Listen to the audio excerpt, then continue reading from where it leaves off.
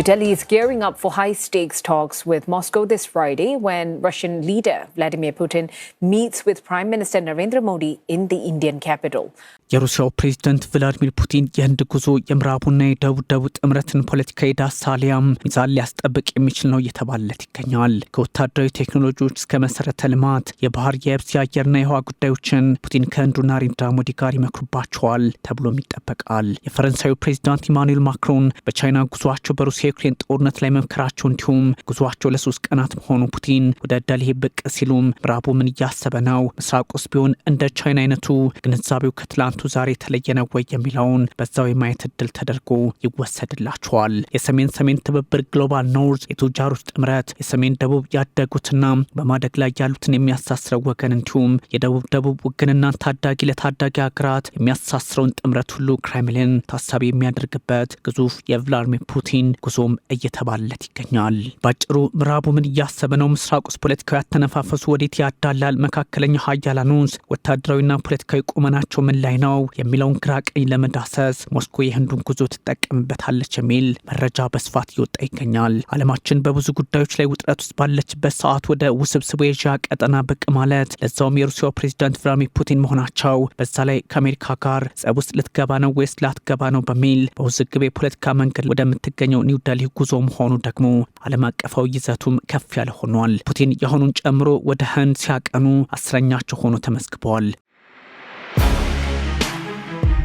በጠቅላይ ሚኒስትር ናሬንድራ ሞዲ ዘመነ መንግስት እንኳን በ2016 2018 እና 2019 እንዲሁም 2025 ላይ ሆኖ ተመዝግቦላቸዋል። ሞዲም ለ7ኛ ጊዜ ወደ ሩሲያ ብቅ ማለታቸው የሚዘነጋ አይደለም። መሪዎቹ በርካታ ታሪካዊ ትስስር እንዳላቸው በተደጋጋሚ ለህዝባቸው ይገልጻሉ። ለአሜሪካ መራሹ ዓለም አማራጭ እንሆናለን የሚል አቋም እንዳላቸው ይነገርላቸዋል በሚል ዋሽንግተን ፖስት አስነብበዋል። ለ10 ዓመታት በዘለቀው የህንድ ሩሲያ ጉባኤ ላይ ሲገናኙም የሚያሳዩቸው ወዳጅነት ምልክቶች ይህኑ የሚጠቁም ነው በሚል የሞስኮና የደልሂ ጋዜጦች ያስነበቡት ይገኛል። የፕሬዝዳንት ቭላዲሚር ፑቲን ጉብኝት ይህን ሁሉ ጉዳይ ታሳቢ ያደረገ ነው ቢባልም ሞዲ የሀገራቸውን ፖለቲካ ከአሜሪካ አንጻር ለማረቅም በተመሳይ ይጠቀሙበታል ተብሎ ይጠበቃል። በተለይም ሩሲያ ከምዕራቡ ዓለም ማዕቀቡ በበረታባት ሰዓት በዝቅተኛ ዋጋ ነዳጅን የማስገባትን እድል ተጠቅማ ህንድ አንድም የራሷን ፖለቲካ አንድም የዓለምን የነዳጅ ገበያ ስታረጋጋ አለፍ ሲልም የሩሲያን ኢኮኖሚ ስትጠቅም እንደሰነበተች ይነገርላል።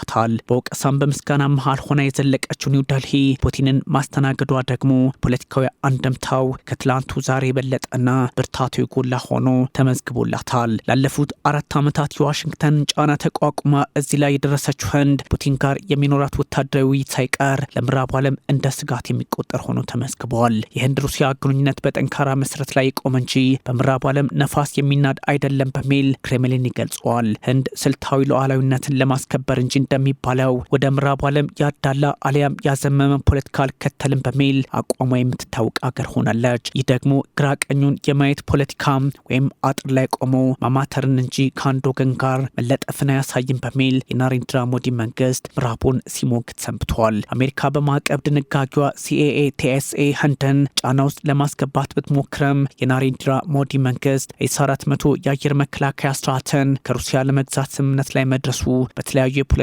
መደራደሮች ውስጥ ማለፉ ጉዳዩ ለዋይት ሀውስ ስጋት ላይሆን አይችልም። ማዕቀቡ በሩሲያ ላይ ቢቀጥልም ህንድ ነዳጅ በመግዛት ፖለቲካዋን ወደ ዋይት ሀውስም ወደ ሞስኮን በማድረግ የማመጣጠን አቋም ላይ ብትቆየም የፑቲን ደጋፊ በሚል ኒው ዴልሂ በስፋት ትወቀሳለች። ሩሲያና ህንድ በአሁኑ የዓለም ፖለቲካ አውድ ውስጥ ለምድር መፍትሄ የሚሆን አካሄድን በመከተል ላይ የሚገኙ አገር ናቸው በሚል እነ ሞዲ ከፍ ለማድረግ ቢጥሩም ምዕራቡ ዓለም በሩሲያ ዩክሬን ጦርነት ላይ ገለልተኛ መሆን አይቻልም በሚል ሲከሳት ህንድን ቆይቷል። ይህ ደግሞ መነጋገሪያ ቢሆንም ፕሬዝዳንት ቭላዲሚር ፑቲን ጠቅላይ ሚኒስትር ናሬንድራ ሞዲን በተለያዩ አቅጣጫዎች ወደ ራሳቸው ወስደዋቸዋል በሚል ውንጀላው አልቀረላቸውም። በእርግጥ አሜሪካ ራሷ የሩሲያ ነዳጅ በመግዛት የዓለምን የነዳጅ ፖለቲካ እንድታረጋጋ ለኒው ዴልሂ ፈቅዳለች የሚሉ መረጃዎች ከህንድ በኩል በመውጣት ላይ ይገኛሉ። የህንድና የዛኔዋ ሶቪየት በ1950ዎቹ በብረታ ብረት ፋብሪካ የጀመሩትን ትብብር በማሳያነት የሚያነሱት ፑቲንና ሞዲ ዛሬ ከ70 ዓመታቱ በፊት የተሻለ ትስስር አለን በሚል ቀጠናዊ ስያሜ እየሰጡት ይገኛል። በትልልቅ ግድቦች በኒውክሌር እንዲሁም በህዋና የጦር መሳሪያ ትብብር ትልቅ የዲፕሎማሲ መንገድ ውስጥ የነበሩት አገራት ዛሬም በቻሉት አቅም የዓለም ፖለቲካም የሁሉም ለማድረግ መንገድ በመጥረጉ ረገድ ሚናቸው የጎላ እንደሆነም ይነገርላቸዋል። በእርግጥ ምዕራቡ ዓለም ዛሬም በጥርጣሬ ይመለከታቸዋል። በተለይም ህንድ የሩሲያን የጦር መሳሪያዎች በመግዛት የምታወቅ መሆኗ ወታደራዊ ትብብራቸውን እንዲሁ በቀላሉ የሚታይ በምዕራቡ ዓለም አድርጎ ለመውሰድ አዳጋች ይሆናል። የህንድ ጦር በሶቪየት ዘመን የጦር መሳሪያ መገጣጠሚያዎችን 80 በመቶ የሚያስገባው ከሞስኮ እንደነበር ይታወሳል። በአሁኑ ሰዓት ደግሞ 60 በመቶ ላይ መቆሙ ምን ያህል አገራቱ በወታደራዊ ዘርፉ እንደተሳሰሩ የሚያሳይ ያደርገዋል። በተለይም በ1971 በህንድና ፓኪስታን ጦርነት ቻይናና አሜሪካም ለኒው ዴልሂ ስጋት በሆኑበት ሰዓት ሶቪየት ከህንድ ጎን በመቆም የወዳጅነትና ትብብር ስምምነት ማድረጓ ሞስኮውን ታማኝ የዴልሂ አጋር ያደርጋታል። የህንድና የሩሲያ ስትራቴጂካዊ ወዳጅነት መሰረት ሆኖ እንዲዘልቅም በር ከፍቷል ይባልለታል። ፑቲንና ሞዲ በብሪክስ ኤስሲኦ እንዲሁም አርአይሲ ፎረሞች የሚሰሯቸው ስራዎች ደግሞ የሀገራቱን የበረታ ወዳጅነትና ታሪካዊ ትስስር ይጠቁምላቸዋል ተብሏል። ለዚህም ነው ፕሬዚዳንት ቭላዲሚር ፑቲን የሁለት ቀናት የህንድ ጉብኝታቸው ሁለንተናዊ ትርጉም አለው የተባለለት የሚገኘው።